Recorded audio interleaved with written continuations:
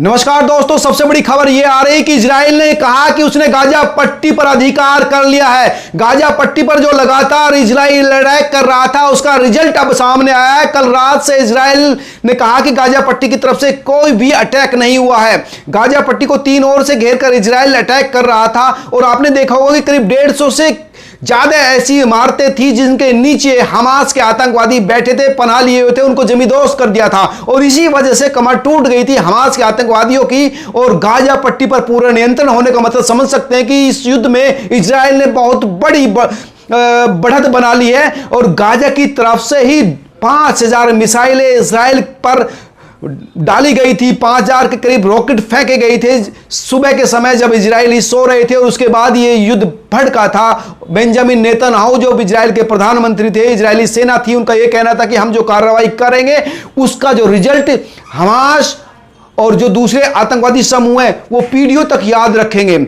हम हल्के में इसको बिल्कुल नहीं छोड़ेंगे और इसका रिजल्ट आप देख सकते हैं कि लगातार जो पता चल रहा था कि तीन ओर से गाजा पट्टी को इजरायली सैनिक घेर रहे थे, अटैक कर रहे थे, विध्वंसक युद्ध जो सामग्री थी उसका इस्तेमाल कर रहे थे और साथ ही यह भी कहा कि यूएस से जो हमने मदद मांगी थी वो मदद हमको मिल रही थी। आप समझ सकते हैं कि इजराइल का यह कहना था कि जिस तरह के उनको गोला चाहिए था, जिस प्रकार की मदद चाहिए थी वो यूएस से मिले। यूएस ने कहा भी था कि उनके साथ है। और सबसे बड़ी बात है, बेंजामिन नेतन्याहू ने प्रधानमंत्री नरेंद्र मोदी से भी बात की और नरेंद्र मोदी ने ट्विटर पर लिखकर यह बताया, एक्स पर लिखकर यह बताया कि वो इस युद्ध में, इस संघर्ष में इजराइल के साथ है। जो आतंकवादी गतिविधि हमास की तरफ से हुई है उसको बिल्कुल नहीं टॉलरेट किया जा सकता। आज ही प्रधानमंत्री की बात हुई थी और एक्स पर लिखकर प्रधानमंत्री ने कहा था कि युद्ध के समय में अपडेट देने के लिए बेंजामिन नेतन्याहू प्रधानमंत्री का धन्यवाद। और अब यह बिल्कुल जो इजराइल की तरफ से साफ किया गया है कि वो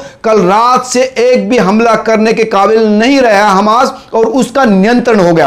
1,87,000 लोग जो है गाजा पट्टी से विस्थापित हुए। यह युद्ध की त्रासदी, बड़ी संख्या में सिविलियन मारे भी जाते हैं दोस्तों और 1,87,000 लोग विस्थापित हुए।